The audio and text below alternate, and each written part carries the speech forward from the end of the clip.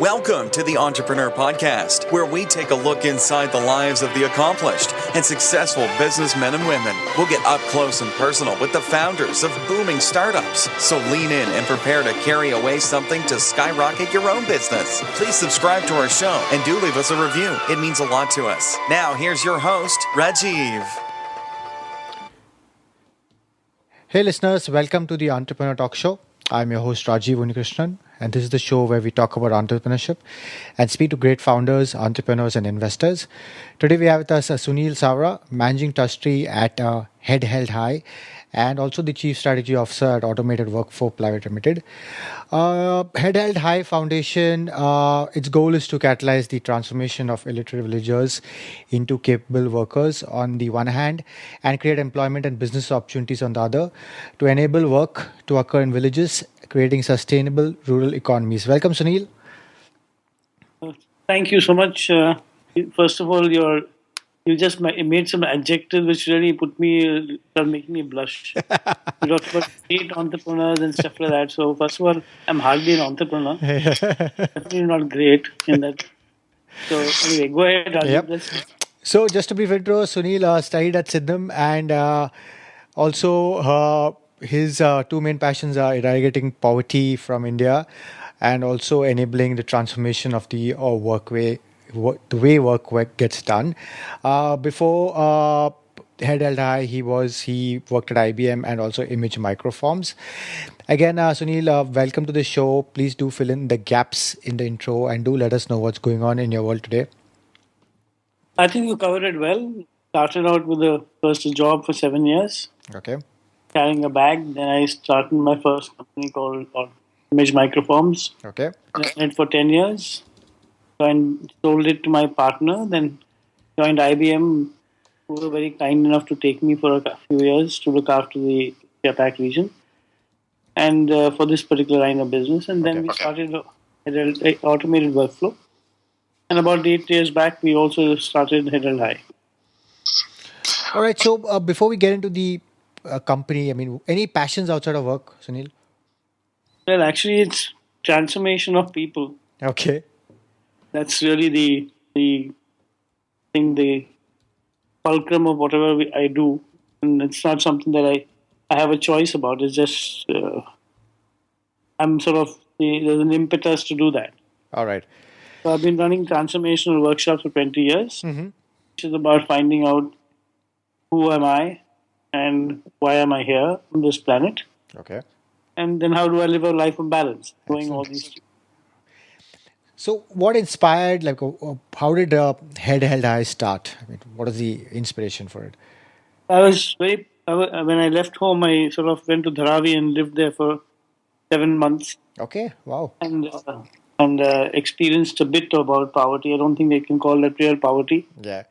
But, I was getting a salary of 350 rupees and paid 110 rupees rent for that 8 by 8 foot part of the Jhopparpatti. And I would put 50 rupees for the one bulb in the room. So the rest of the money would be spent to get to office and come back and also eat. So it wasn't easy. And I think that didn't sort of trouble me so much. But when I used to see in the train coming from Sion or then later on Vikhroli, all the people, having to go onto the railway tracks to go to the toilet.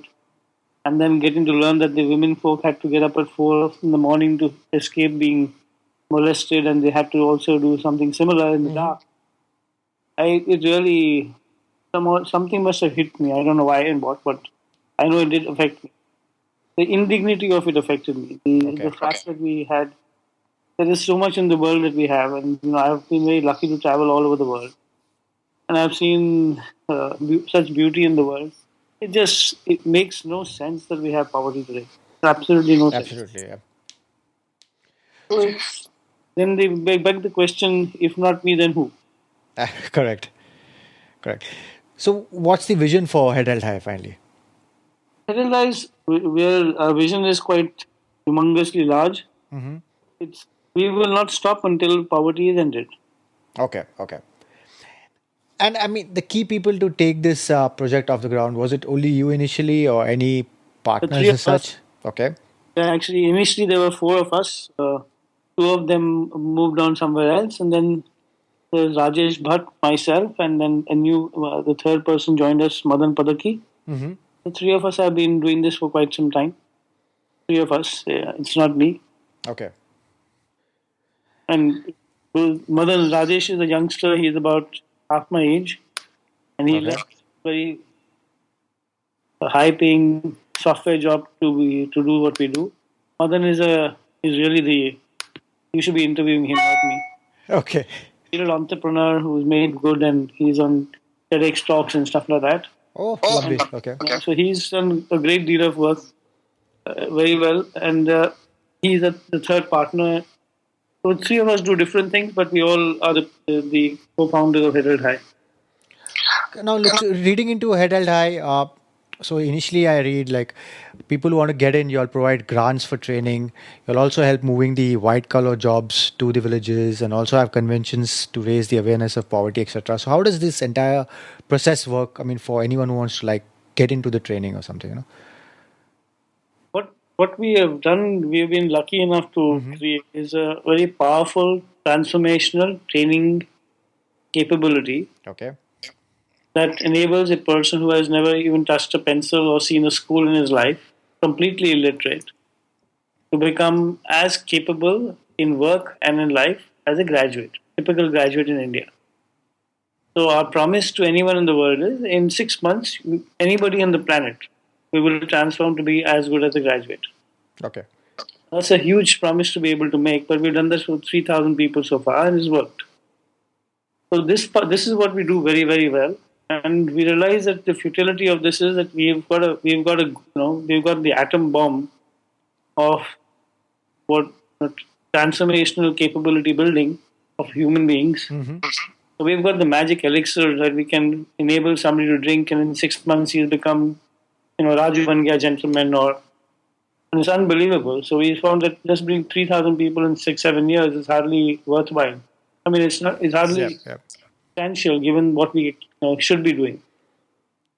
So what we've done is, with the help of Tata Trust, who funded us now, we are giving away the technology that we've got to other organizations who also do training or want to do training, and we will enable them to become master trainers, and then we'll spread it, 100-fold, 1,000-fold, 10,000, 100,000-fold, hopefully in the next,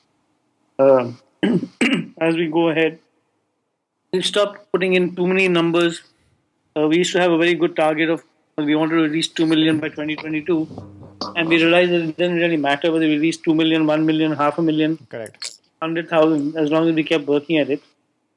And so we will, as I said, we won't stop until we are sure that poverty is no longer on the planet.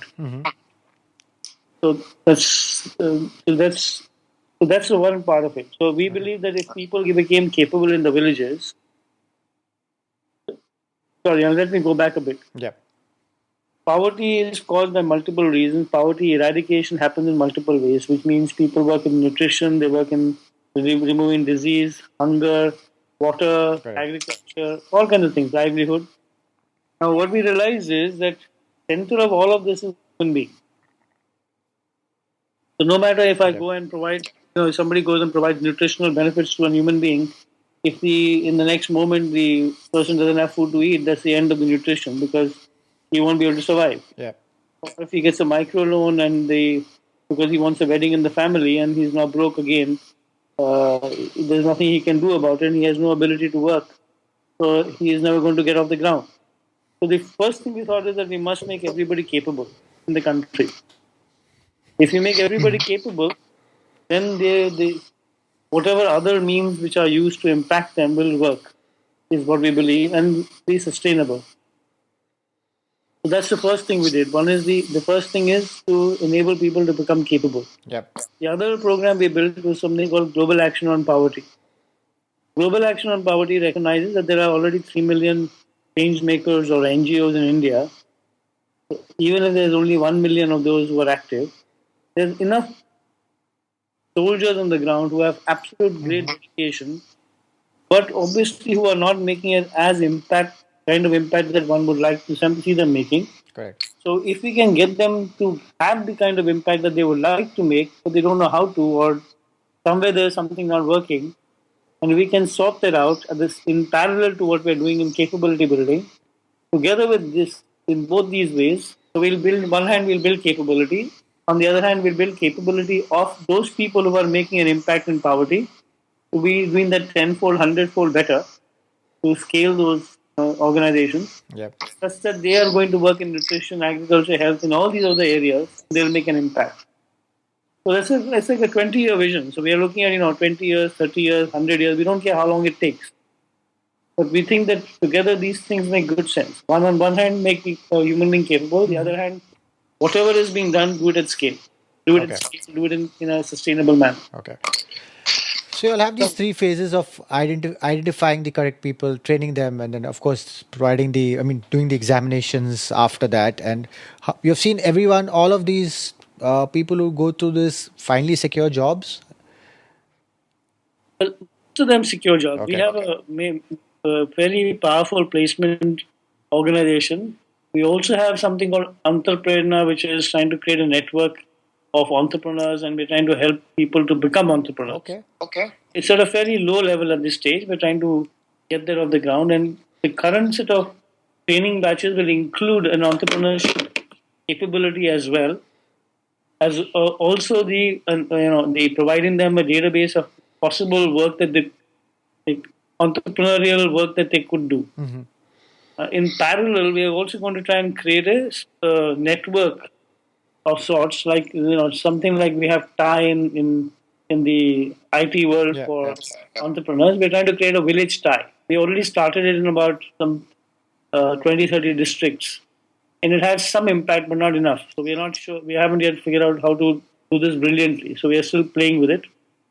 But that's the intention. So we also want to create entrepreneurs at the same time, because that's another way to create jobs. And everybody can't get a job in the village. So it's a good thing to have entrepreneurs. So sorry for the long answer, but the intent is for us to enable those people to have work to do, either through jobs or entrepreneurship. Okay. But we don't guarantee it to them.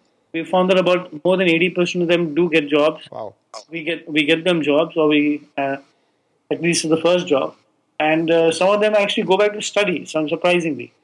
And now that they've either passed the first 10 standard exam or they realize that they can do something, they go back to studying because they want to now, they have an aspiration to grow even more. Some of them do that. Some of them now, with the new knowledge, go back to the farm and start, or into the village, and using that knowledge to do something. So it's quite interesting, how people decide to use their lives depending on what they think is best for their lives. That's great. And so, are you all across pan India, or is it a certain area that you'll cover now, for now at least? We've been so far mostly in Andhra, Okay. Karnataka, and Maharashtra. Now we've decided to move actually where there is more poverty. So these are not the places where there is greatest poverty. The greatest poverty is in the northeastern sector, in Bihar, Orissa, Correct. Jharkhand, and a whole bunch of that part of the world. So if you ask me the same question 1 year later, you'll probably hear that we're in those states, in the northeastern states and Uttar Pradesh and Bihar and so on and so forth.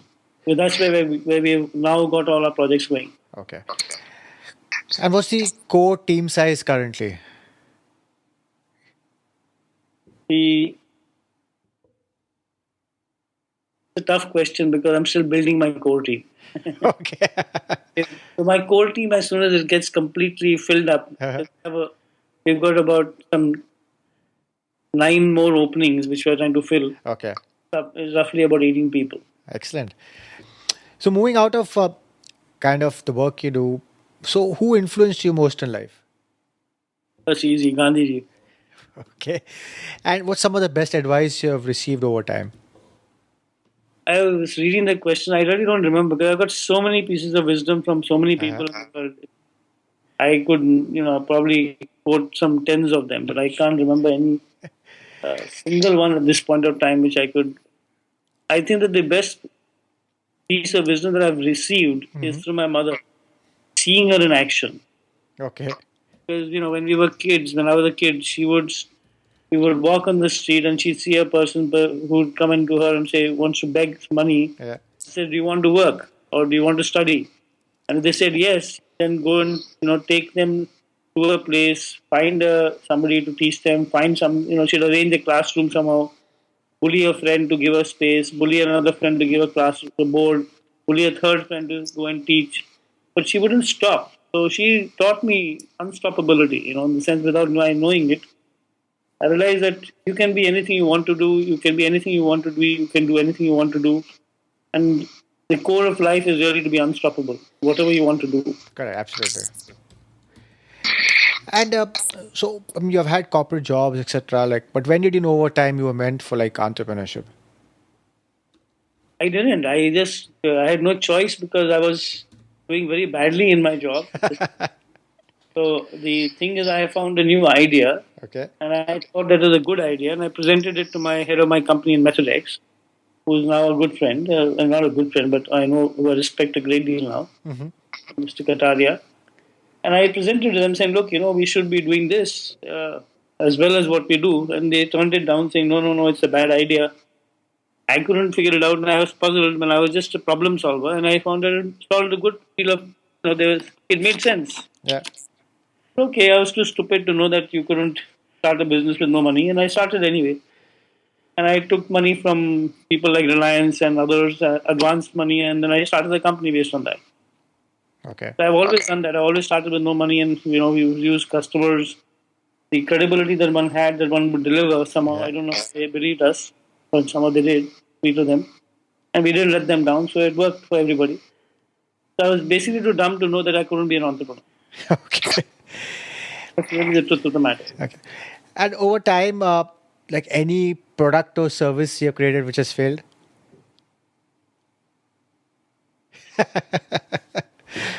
I have no memory of them because they would have. First of all, as a CEO of a company, I've been terrible. I don't know how to run companies. Okay. I'm very good at vision. I'm very good at what is called creating a vision, building a strategy, building a team, putting it together, envisioning it, and all of that. I'm supposed to be pretty good at. What I fail to do is to be able to run the organization. I get bored very quickly, and what's been now told me by some experts is I must find people who are very good in execution. So far I've been lucky with that. Okay. Therefore, those people have done a great job. And we failed at many things. We failed at not learning how to scale quickly enough. I didn't know the meaning in the commercial world that I was in. Okay.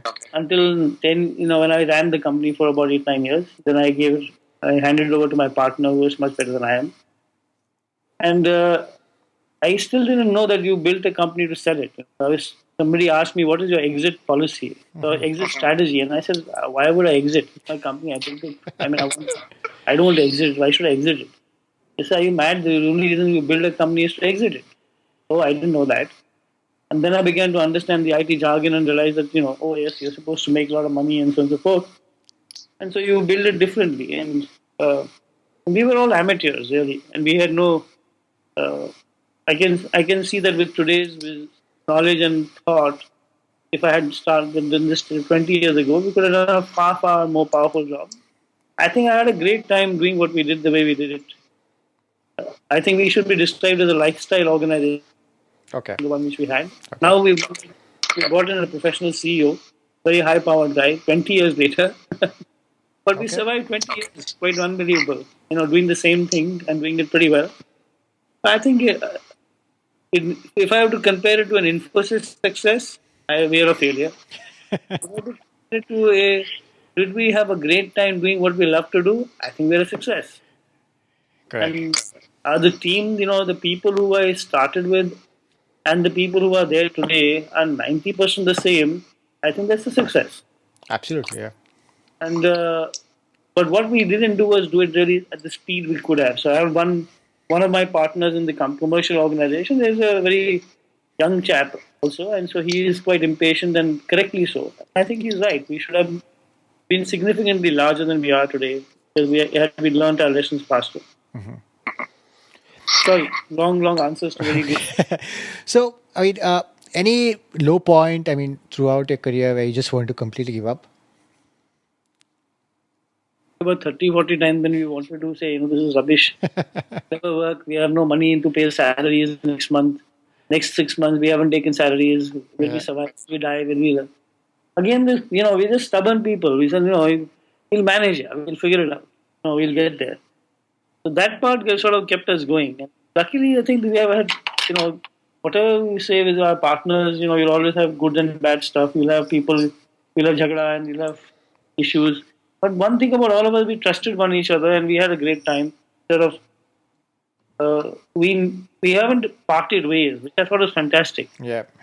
Which was quite a phenomenal thing. And so we just were too stubborn. Okay. And in terms of, do you believe, what do you believe is the most important element to succeed in business? Over time, over experience. Same thing, unstoppability. Okay. Refuse to give up. Okay. Anybody who puts his heart and soul into anything does it for a long enough time. And I think this guy wrote about it. No, you spent 10,000 hours doing the same thing. You'll be good. I think it's so cool. Okay. And do you believe everyone has a potential to be a success in his or her business or cause? And that's what Head Held High stands for. That's that's our driving principle. Okay. We believe that every single human being on this planet is capable of being anything that they want to be, and we have ample proof of that. So we live it day and night. Okay. And anything that presently happening at present, like this, getting you really excited, like any new launch, anything coming up? Started a new in Head Held High. We've now decided to give away what we created. And that one would have thought would have been a cinch. When I remember my first partner who headed an NGO, he says, when we prove this, there'll be a line on outside your door for people who want to do this. I haven't seen that line. I'm finding it's quite strange. I thought it would be lovely to give away the technology, which is very much proven. Pretty much everybody agrees that this is the best thing going in the world. However, despite all of that, it's very difficult to get people to want to do this. It's not that easy. Yeah. So that's a new challenge for me. That you want to give away something and you're not charging anybody for it. It is of great value, accepted by some of the world's most powerful, London Business School, London School of Economics, Imperial College. Who's who of the world? Mr. Tata. Everybody is phenomenal. So why wouldn't anybody want to do this? They do, but different reasons. But It's not as easy as I thought. Okay. And where do you see yourself and your business, and not business, but Head Held High, let's say in the next 2 to 3 years? That question. Where do you see yourself and Head Held High, in, let's say, in the next 2 to 3 years? The team that we built will sort of be mature in the next 3 years. And we've moved forward to the place that we've now got rolling on a very like a machine. There's some other ideas that we have in play which we want to start working on in the next 1 year. Okay. We're doing a lot of work in the leadership area. For instance, independently of Head Held High, we started a new organization to provide very powerful leadership programs so that we can build more and more, hopefully, a new Martin Luther King's, Gandhiji's, people of greatness in the world. We think if we had 1,000 Nelson Mandelas and Einstein and Gandhis, we would have a completely different world. So one of the new things we want to do is to sort of,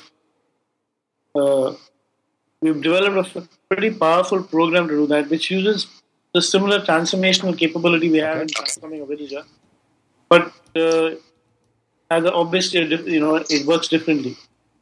So therefore, in 3 years, I'm hoping that I'll be doing a lot of work on that as well. Okay. So now we come to a part of the show which is a quick fire round, simple, brief answers. Okay. So when people ask you what do you do, how do you answer that? What I do? Yeah. Catalyst and transformation. Okay. When you think of the word successful, who is the first person that comes to mind? Gandhiji. What do you excel at that people might not realize? Do I excel at which people may not realize? Yeah. Information. Okay. And what is something you believe in that other people think is insane? That poverty will be eradicated. Okay. And what do you say is your greatest weakness? Managing companies. And finally, Sunil, any last thought or piece of advice that you would like to give our listeners? Nothing. I can't give advice. Okay. And please let our listeners know how they can reach you and also Head Held High. My name is Sunil Savara. It's sunil.savara at headheldhigh.org, which is head-held-high-org. Okay. Very easy. All right. Or the other shorter way is savara at gmail. Okay, got it. Again, Sunil, thanks for taking the time to talk to us and inspiring our listeners to start their own ventures and social ventures, and all the very best at scaling Head Held High. Do visit head-held-high.org and visit us at theasianentrepreneur.com to get the show notes, and please subscribe to the show. Thank you. Thank you for listening, and please subscribe to the show so you don't miss an episode. In the meantime, head over to theasianentrepreneur.com and check out show notes and other information to motivate you in your entrepreneurial endeavors.